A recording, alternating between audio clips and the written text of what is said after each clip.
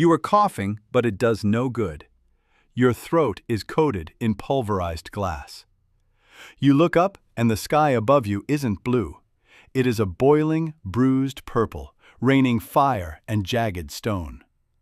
You are running through streets you have known your entire life, but they are completely unrecognizable, buried under feet of gray, smoking rock. A deafening roar echoes behind you, a sound louder than 1,000 thunderstorms, a continuous, physical vibration that rattles your very teeth. The mountain you thought was a peaceful green neighbor is tearing itself apart. This is not a nightmare. It is the late summer of 79 AD, and you are trapped in the city of Pompeii.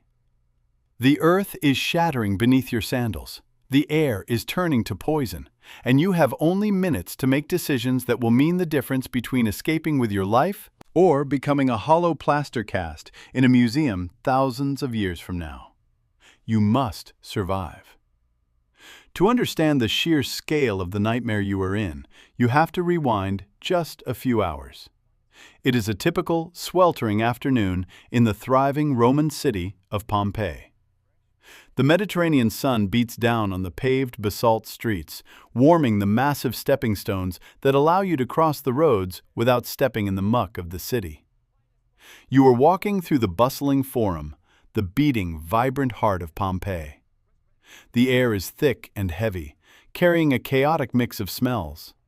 You inhale the pungent, salty aroma of garum, the fermented fish sauce bubbling in clay vats at the corner shops, which mixes with the comforting scent of freshly baked, round loaves of bread being pulled from the massive brick ovens of Modestus the baker. All around you, life is loud and colorful. Merchants are shouting in Latin, haggling over the price of olives, dyed wool, and strong Campanian wine. Wealthy patricians, draped in crisp white togas, are carried through the crowds in wooden litters by their slaves. In the distance, you can hear the clash of wooden swords as gladiators train in the barracks near the grand amphitheater. When you look to the north, Mount Vesuvius looms over the city. It is a massive, twin-peaked mountain, its slopes covered in lush green vineyards and rustic farming villas. To you and to every single person in this city of 20,000 souls, Vesuvius is just a mountain. The concept of a volcano does not even exist in your vocabulary. The word has not yet been invented. But the mountain has been trying to warn you. For days, the ground beneath your feet has been trembling. You felt it while lying in bed last night. A subtle, rhythmic vibration that rattled your bronze oil lamps and caused the street dogs to howl endlessly into the dark. Just yesterday, the local wells and public fountains mysteriously dried up, the water vanishing deep into the earth. The birds have gone completely quiet. The rats and snakes have been seen fleeing the city walls in droves. But minor earthquakes are common in this region. You and your neighbors rebuilt this very city after a massive quake nearly 2 decades ago. You tell yourself this is just another grumble of the earth.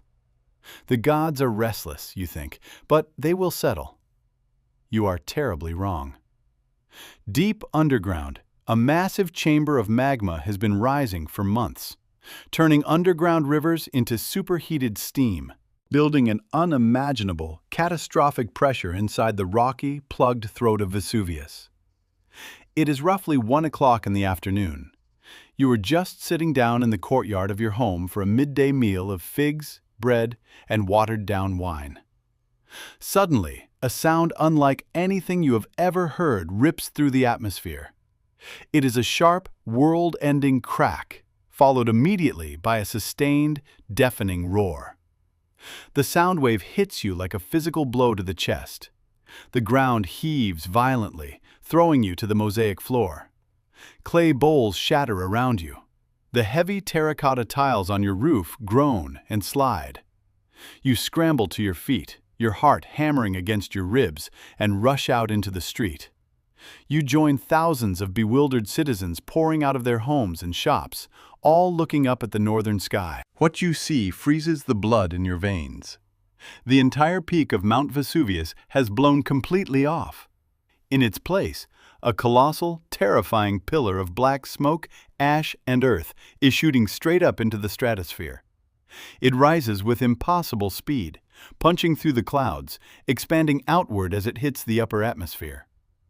It looks exactly like a massive umbrella pine tree with a tall, straight trunk of dark smoke branching out into a wide, flat, menacing canopy.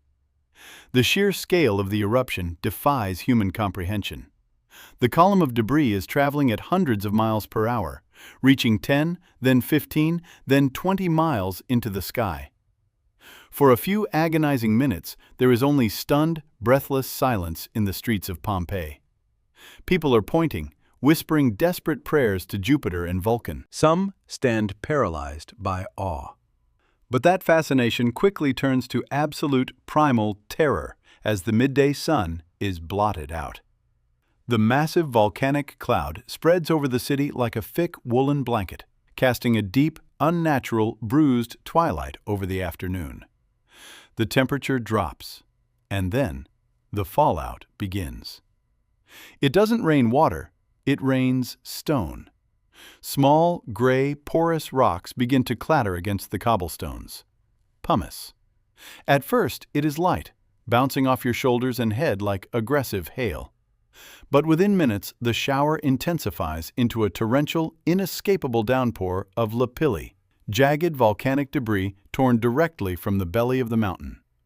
The stones range from the size of peas to the size of golf balls.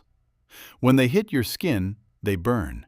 They are hot to the touch, carrying the lingering, searing heat of the Earth's mantle. You pull your woolen tunic up over your head, shielding your face as you run for cover. The city around you descends into total chaos. Women are screaming, clutching their children to their chests. Men are shouting for their families, but their voices are entirely drowned out by the relentless, deafening drumming of falling rock against thousands of tile roofs. Carts are overturned as horses panic and bolt. You retreat into your home, slamming the heavy wooden doors shut and throwing the iron bolt. You retreat to your inner rooms. You think you are safe inside. You think you can just wait this out, that the mountain will eventually calm down.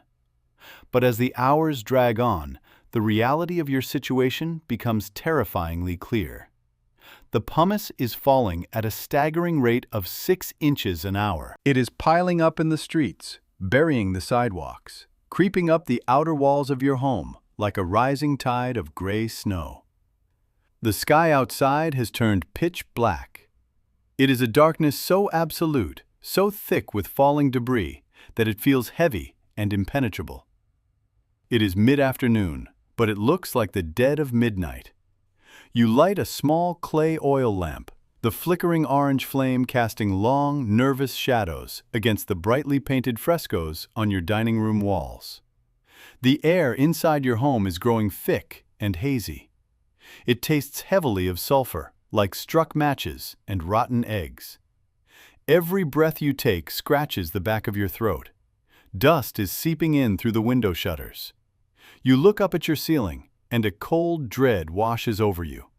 You realize that staying inside is a death sentence. The flat, wooden-beamed roofs of Roman Pompeii were designed to catch rainwater, not to withstand the crushing weight of accumulating rock. Above you, the thick wooden beams are beginning to groan under the stress. They creak and splinter loudly. Fine white dust drifts down from the ceiling, coating your hair and shoulders. Suddenly, you hear a horrifying, concussive crash from right next door. The ground shakes.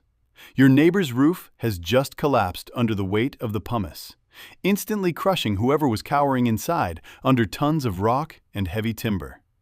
You have to leave. You have to leave right now.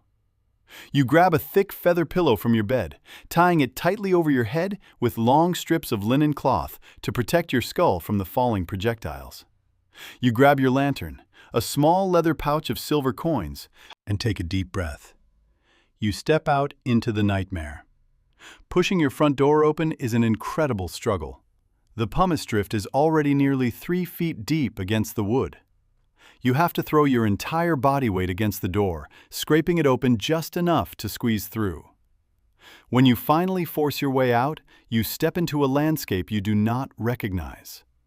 The vibrant, colorful, noisy streets of Pompeii are completely gone, replaced by a gray, desolate, monochromatic wasteland. You wade into the loose, shifting lapilli. It is like trying to run through deep, dry sand, but the sand is heavy, sharp, and radiating heat. Every step is exhausting. The air is filled with the terrifying sounds of destruction. Roofs are caving in all around you, echoing like artillery fire in the dark. People are wandering blindly through the streets, weeping, calling out names into the void that go unanswered. In the dim glow of your lantern, you see people carrying heavy bronze statues of the household gods, begging them for salvation. Others are dragging heavy wooden chests of gold and jewels, weighed down by wealth that will soon be utterly meaningless. You push past them, driven by a raw, primal instinct to survive. You know you must head south, away from the roaring mountain, toward the Nucerian Gate and the road to the coastal town of Stabii. As you trudge through the suffocating darkness, the mountain continues its relentless, punishing assault. Vesuvius is not just erupting, it is pulsating, sending violent, rolling tremors through the ground every few minutes. These aren't just vibrations, they are massive tectonic shifts that knock you entirely off your feet. You fall hard into the abrasive pumice, scraping your hands and knees raw. Your lantern flickers dangerously. If that light goes out, you will be completely blind in this hellscape. You curl your body around the flame, shielding it from the falling debris. You are coughing violently now. The fine volcanic ash has begun to mix with the larger pumice stones. This ash is worse than the rocks. It is pulverized glass, crystal, and rock, so microscopically fine that it bypasses the cloth you tied over your mouth. It settles deep into the damp lining of your lungs. With every desperate breath you take, the ash mixes with the moisture in your respiratory tract, forming a heavy, cement-like sludge. You are literally suffocating from the inside out. Your chest burns with a searing pain. Suddenly, the pitch-black sky above you flashes with brilliant, blinding light. But there is no rain. It is volcanic lightning. The immense friction of millions of tons of ash and rock colliding inside the massive plume generates massive amounts of static electricity. Jagged bolts of red, purple, and blue light spiderweb across the sky, illuminating the towering cloud of destruction. For a split second, the flashes reveal a swirling, apocalyptic vortex above you that looks like the open maw of the underworld. These brief flashes of lightning also reveal the true, gruesome horror of the streets around you. You see a family huddled together under a public portico, trapped as the pumice piles up around them, burying them alive. You see a man struck in the head by a volcanic bomb, a dense chunk of rock hurled miles from the crater, lying motionless in the gray drifts. You cannot stop to help them. Survival is a selfish, desperate arithmetic right now. If you stop, you die. You keep moving, your leg muscles burning with lactic acid and exhaustion, every single step requiring a monumental effort. The pumice is now over 3 feet deep. You are walking level with the windows of the shops. You finally reach the Nucerian Gate, the southern exit of the city walls. A bottleneck of terrified, soot-covered refugees is pushing through the stone archway, fighting blindly to escape. You squeeze through the panicked crowd, the intense pressure of human bodies crushing against your ribs. People are trampling each other in the dark. You keep your elbows out, fighting for space, and finally burst through to the other side. Once outside the city walls, the air does not improve. The fallout is everywhere. You join a long, miserable procession of survivors, walking blindly down the rural road, guided only by the dim, bobbing glow of lanterns and the horrifying, continuous roar of the mountain behind you. It is now the early hours of the next morning. You have been walking for hours, your body pushed to the absolute limits of human endurance. You are miles away from Pompeii, nearing the coastal town of Stabii. The pumice fall has lightened slightly, giving you a fragile, false sense of hope. You sit down heavily against a low stone wall, your chest heaving, your throat raw and tasting of copper and blood. You think the worst is over. You think you have outrun the wrath of the gods. But Vesuvius is saving its most lethal, unimaginable weapon for last. The massive 20-mile-high column of ash and pumice that has been spewing into the sky for nearly 18 hours is becoming too heavy. The mountain's pressure drops slightly, and it can no longer sustain the upward force required to hold millions of tons of rock in the stratosphere. The column begins to collapse in on itself. You look back toward the north, toward your home. Through the hazy, ash-choked air, illuminated by the continuous flashes of volcanic lightning, you see something that defies all logic. A massive, billowing cloud is rolling down the slopes of the mountain, hugging the ground. It is not smoke. It is a pyroclastic surge. It is a terrifying, unstoppable avalanche of superheated gas, ash, and pulverized rock, moving down the mountain at speeds exceeding 100 miles per hour. It glows with a demonic, red-hot incandescence from the heat inside it. The temperature inside that rolling cloud is nearly 1,000 degrees Fahrenheit. It is a wave of absolute, instantaneous death. It hits the coastal town of Herculaneum first, though you cannot see it. The heat is so intense that when the surge hits the shoreline, it vaporizes the sea. It instantly boils the blood and brain fluid of anyone caught in its path, turning them to charred, blackened skeletons in a fraction of a second, before they even have time to register the pain. You don't know this, but you can feel the immense wave of thermal energy radiating miles ahead of the cloud. The air pressure drops suddenly, violently popping your ears. A hurricane-force wind hits you, knocking you backward over the stone wall. The surge is racing across the landscape, incinerating everything it touches. Giant pine trees burst into flames before the cloud even reaches them, ignited by the sheer radiant heat. The surge hits Pompeii. It rips the roofs off the remaining houses, toppling the stone columns of the temples.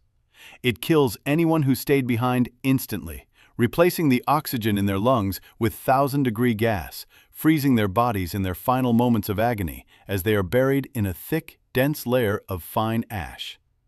And the cloud is heading toward you. Panic, pure, unadulterated, and blinding, takes over your mind. You scramble to your feet, dropping your lantern, dropping your coins. The sea is only a few hundred yards away down a sloping embankment. It is your only chance. You run toward the black beach, your lungs screaming for air, your legs feeling like heavy lead weights. You can hear the surge behind you now. It does not sound like a landslide.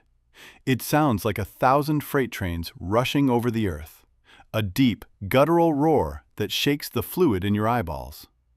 The heat is becoming unbearable. It feels like you have opened the door to a massive furnace. The skin on the back of your neck begins to blister. The hair on your arms singes and curls. You reach the shoreline. The sea is violent, churning with floating volcanic debris, the water receding dangerously from the beach due to the intense seismic activity rocking the seabed. Small wooden fishing boats are violently pitching in the shallows, abandoned by their owners. You wade into the freezing, turbulent water. The shock of the cold ocean is a jarring, painful contrast to the oppressive, burning heat of the air. You haul yourself over the wooden side of a small skiff, collapsing hard onto the wet, slippery floorboards.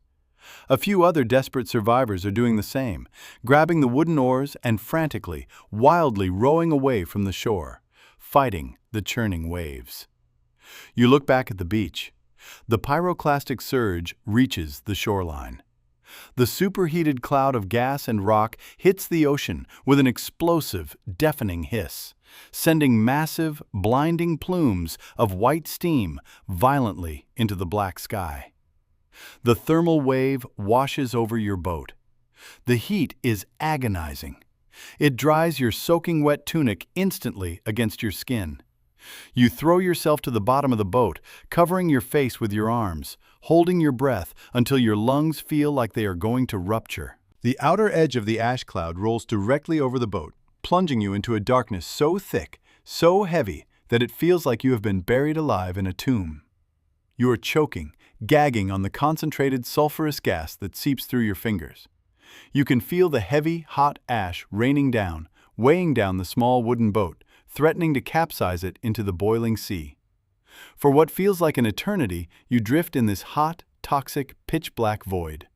You close your eyes, expecting every single second to be your last, waiting for the heat to finally consume you. But it doesn't. Slowly, agonizingly, the intense heat begins to dissipate. The violent, rushing roar of the pyroclastic surge fades into a dull, echoing rumble in the distance. You open your eyes, though it makes no difference in the pitch black. You take a shallow, ragged breath.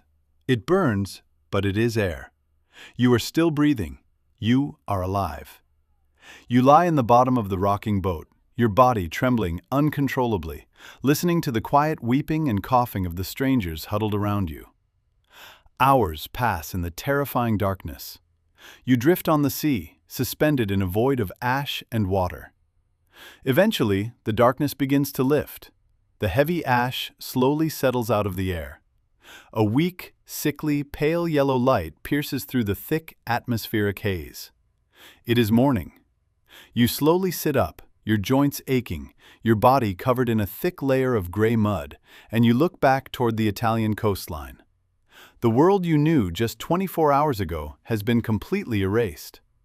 The lush, green, towering slopes of Mount Vesuvius are gone, replaced by a blackened, smoking, decapitated crater. The bustling, vibrant city of Pompeii, with its loud markets, its grand amphitheater, its beautiful painted frescoes, and its thousands of people, has vanished completely from the face of the earth. It is buried under millions of tons of ash, pumice, and rock. The coastline itself has changed shape entirely, extended outward by the massive deposits of volcanic debris. There are no birds singing. There is no wind rustling through the trees, because there are no trees left. There is only a profound, heavy, suffocating silence. It is the silence of a massive, sprawling graveyard. You survived. You made it to the water. But you will carry the heavy, suffocating weight of this day for the rest of your life. You will never forget the deafening roar of the mountain tearing itself apart, the terrifying, relentless rain of burning stone, the absolute darkness of the midday sky, and the horrifying sight of the glowing death cloud rolling across the earth. You are a witness to one of the most catastrophic and sudden natural disasters in human history. You have looked directly into the fiery, merciless maw of the apocalypse and lived to tell the tale. But as you sit in the drifting boat, staring at the smoking gray ruins of your home, you realize that Pompeii is gone forever. It is frozen in time, locked away in the dark, waiting under the ash for a future world thousands of years from now to uncover its tragic, silent streets. If you liked this video, please hit the like and subscribe button for more.